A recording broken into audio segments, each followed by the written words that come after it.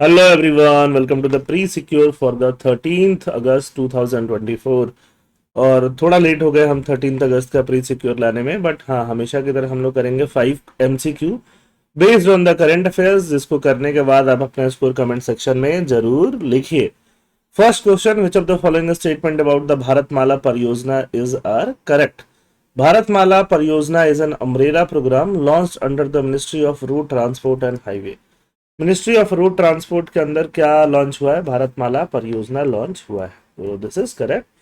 First phase of Bharatmala was announced in 2020 and is expected to be completed by the 2025। ये देखना पड़ेगा, 2020 में announce नहीं हुआ था भारतमाला। भारतमाला काफी पहले 2017 के अलाउ के आसपास ही अनाउंस्ड हो गया था। भारतमाला मतलब क्या बनना है? ऑब्वियसली रोड्स बनने हैं, ठीक है, रोड्स बनना है, हाईवेज बनना है। भारतमाला, भारत को माला, माला पहनाना मतलब पूरे इंडिया को कनेक्ट करना है रोड नेटवर्क से, हाईवे नेटवर्क से। सेकंड जो है वो गलत है। सेकंड गलत होते ही आपका आंसर अपने आप आ जाता है ना, आपका B C D तीनों कट जाता है और आंसर 1 3 4 आ जाता है, बट फिर भी हम पढ़ लेते हैं। One of the key features of Bharatmala is the development of economic corridor. Economic corridor का development to enhance connectivity between production and consumption centre.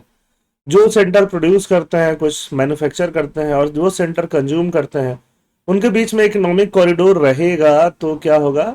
आराम से मार्केट जो है फैसिलिटेट होगा। बिल्कुल सही है।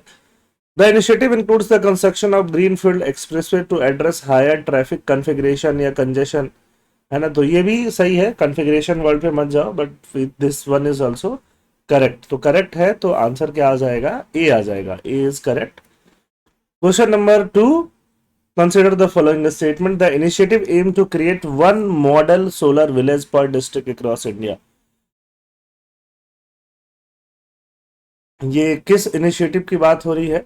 ये इनिशिएटिव की बात हो रही है मॉडल सोलर विलेज इनिशिएटिव की, है ना। तो मॉडल सोलर विलेज इनिशिएटिव में aims to create one model solar village per district across India, ये सही बात है। The total financial outlay allocated for the initiative is 800 crore rupees, providing 1 crore per selected model solar village, है ना। तो ये भी बात क्या है? बिल्कुल सही बात है। और विलेज का पॉपुलेशन कितना होना चाहिए? 5000 होना चाहिए। For a village 5000 population is too much. एक विलेज के लिए 5000 पॉपुलेशन बहुत ज्यादा होता है।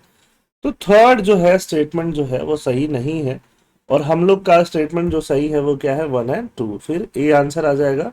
विच of the following statement is are correct regarding model solar village initiative under PM Surya Ghar Muft बिजली योजना?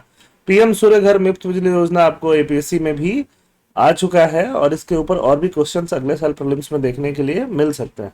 तो आंसर अगेन ए है, 1 एंड 2। ठीक है। थर्ड स्टेटमेंट आप क्यों इनकरेक्ट है? क्योंकि पॉपुलेशन साइज कितना बताया गया है? 200 बताया गया है, 5000 नहीं बताया गया। टोटल फाइनेंशियल आउटले तो 800 करोड़ बिल्कुल सही है। क्वेश्चन नंबर थर्ड की बात करते हैं। Consider the following statement regarding national institutional ranking framework. NIRF ranking के बारे में स्टेटमेंट हमें देना है। National institutional ranking, NIRF was launched in 2015 by the government of India to rank colleges and universities। College और यूनिवर्सिटी को rank करने के लिए नेशनल इंस्टीट्यूशनल रैंकिंग फ्रेमवर्क बनाया गया था, और ये किसने बनाया है? गवर्नमेंट ऑफ इंडिया में। कब बनाया है? 2015 में। ये बिल्कुल सही है। The framework rank under 11 different categories. 11 different categories को इंस्टीट्यूशन को रैंक करता है, जिसमें ओवरऑल कैटेगरी भी है, यूनिवर्सिटी कैटेगरी भी है, इंजीनियरिंग कैटेगरी भी है। बिल्कुल सही बात है। IIT Bombay has consistently held the top position in the overall category since the framework inception। जब से ये फ्रेमवर्क आया है 2015 से, फर्स्ट कैटेगरी पे हमेशा कौन मिला है? IIT बॉम्बे। ये वाला स्टेटमेंट जो है ये गलत स्टेटमेंट है ना। जब से ये फ्रेमवर्क आया है, IIT मद्रास जो है वो टॉप पे आया है हमेशा। तो IIT मद्रास टॉप पे आया है, IIT बॉम्बे नहीं। फर्स्ट एंड सेकंड सही है, तो कितने स्टेटमेंट सही हुए आपके? 2 स्टेटमेंट सही हुए। 2 statement are correct. Consider the following statement regarding foreign exchange reserve। Foreign exchange reserve are assets held by a central bank in foreign currencies, which can include bond, treasury bill and other government securities। Foreign exchange reserve आपके अंदर जो central bank है, central bank India में कौन है? RBI। RBI जो भी पैसा होल्ड करता है फॉरेन करेंसीज में, फॉरेन करेंसी में जिसमें फॉरेन बॉन्ड भी हो सकता है, ट्रेजरी बिल हो सकता है, अदर गवर्नमेंट सिक्योरिटीज हो सकते हैं, है ना, तो ये स्कोप को हम क्या बोलते हैं, फॉरेन एक्सचेंज रिजर्व बोलते हैं। India's foreign exchange reserve consists solely of foreign currency asset and gold reserve। Foreign currency asset ही रखता है एंड गोल्ड रिजर्व ही रखता है। तो ये स्टेटमेंट गलत हो जाता है ना, कि हमारा जो फॉरेन एक्सचेंज रिजर्व होता है फॉरेन करेंसी तो रखता ही है, गोल्ड रिजर्व तो रखता ही है, साथ में और चीजें क्या रखता है, साथ में और चीजें रखता है जिसको बोलते हैं आईएमएफ का एसडीआर स्पेशल ड्राइंग राइट भी रखता है। ठीक है, तो ये बिल्कुल ठीक बात है। तो आपका स्टेटमेंट 2 इनकरेक्ट है और फर्स्ट जो है इनकरेक्ट है, आंसर अगेन ए हो जाएगा। Question number 5, which of the following statement is are correct regarding carbon financing. Carbon financing assigns है monetary value to carbon emission. Carbon emission को मॉनेटरी वैल्यू असाइन करना carbon financing है।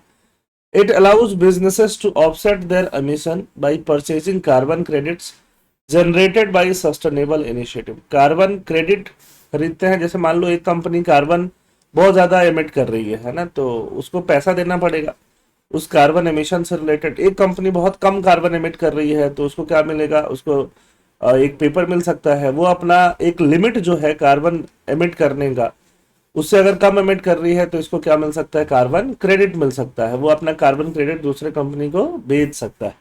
It allows business to offset their emission. Offset कैसे करेंगे, एक ने कम carbon emit किया दूसरे ने ज्यादा, कम वाले ने दूसरे वाले को बेच दिया, तो ऐसे करके कार्बन को, कार्बन मार्केट को, कार्बन फाइनेंसिंग, कार्बन ट्रेडिंग को आप वो कर सकते हो, ऑफसेट कर सकते हो।